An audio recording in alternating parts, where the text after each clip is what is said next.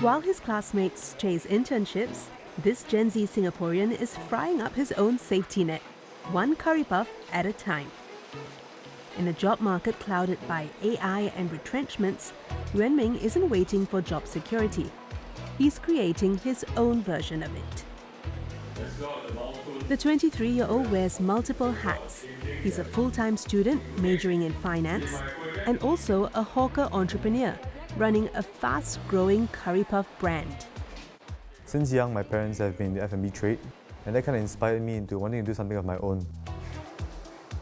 In Singapore, the median age of a hawker is 60 years old.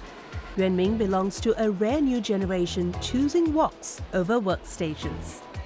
After national service, he and his partners, his brother and friend, pooled about $10,000 of their savings to start the business. Their goal? To sell a familiar local snack with a modern twist.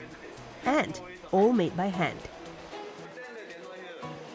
So I wanted to try do something more special and something that isn't very commonly seen in a curry puff. So that's why we came up with our special flavors like cheesy curry puff, black pepper chicken puff and char siu chicken puff.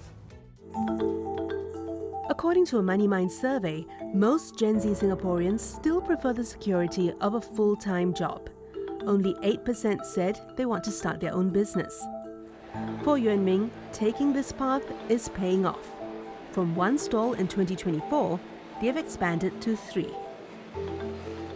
When I first started university in year 1, I found that a lot of my peers were already looking into finding internships because they feel that by stacking multiple internships is where they will have a higher chance to convert into a full-time job because the job market isn't very good now. So I made it a point for myself to just keep trying new businesses because I think at this age is the best time for me to take all this risk.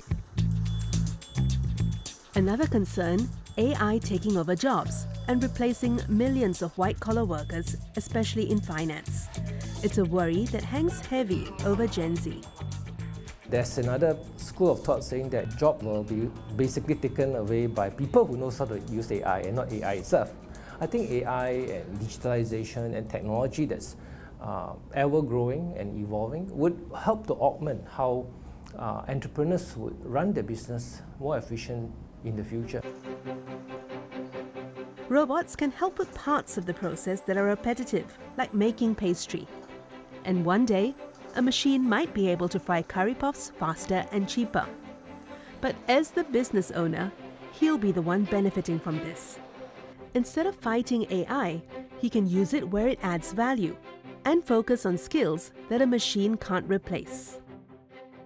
But in terms of creativity, you need certain skills, certain craftsmanship, and that cannot be totally replicated by automation. Automation is good for mass, right? But customization and adding that little touch that differentiates one product from another, that's when the craftsmanship adds in the value that exceeds what an automated product would turn out to be. For Yuan Ming, technology may shape the future, but money management decides if he can survive it. Running multiple stalls means learning real-world finance fast. Personally, university kind of provides me an angle where it gives me opportunities to sharpen my critical thinking skills, and when we had lessons on how do you read your financial statements and reports, it helps me to analyze what my margins are like and where I should be cutting down, where I can afford to have a little bit more. The business can be profitable, but without cash, it is not going to survive. I try to negotiate with my suppliers for a longer credit term so that I can have a better control of my finances. They now sell up to 1,000 curry puffs a day, but scaling up comes with costs, both financial and personal. One of the challenges that we faced during the past year was definitely labour issues and manpower issues, because it's not very easy to find people who want to work in a hawker centre. And when we open from 1 outlet to 3 outlets, suddenly our headcount has to increase by 2-fold or even 3-fold. And that's where we kind of ran into some issues because we were not very experienced in hiring and finding people. So it took us quite a while to find our footing. And in between that, it was kind of like a lot of just working maybe like even 15 to 17 hours a day. He compressed lectures into 2 days a week so the rest could go to the business.